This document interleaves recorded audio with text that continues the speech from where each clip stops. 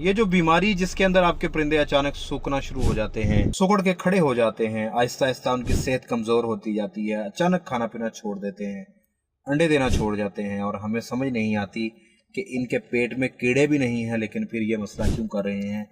ये बीमारी होती है इकोलाई। बहुत खतरनाक बीमारी है।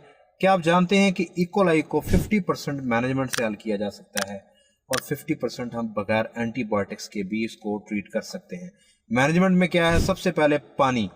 अगर आपका नीचे का पानी साफ है, उसके अंदर किसी भी तरह का कोई बैक्टीरिया नहीं है, तो इकोलाई से आप बच जाएंगे। अगर आप पानी के बर्तनों को डेली साफ कर रहे हैं, डिसइंफेक्ट कर रहे हैं, या हफ्ते में एक दफा वाटर लाइंस को साफ कर रहे हैं, डिसइंफेक्ट कर रहे हैं, तो जो अंदर उसके बैक्टीरियल फिल्म बनती है, बायोफिल्म जिसे कहते हैं, अगर वो नहीं बन रही, अगर उसमें फंगस नहीं लग रही, पानी के बर्तन खराब नहीं है, घड़े आपने रखे हुए खराब नहीं हैं, तो आप 50% इकोलाई से बचे हुए हैं।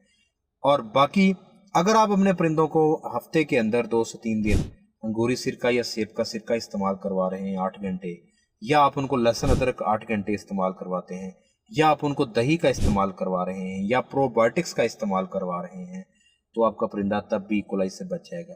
इसके ऊपर कंप्लीट वीडियो बन रही है, आप जल्द ही चैनल पर देख पाएंगे। तो हम याद रखिएगा। अल्लाह।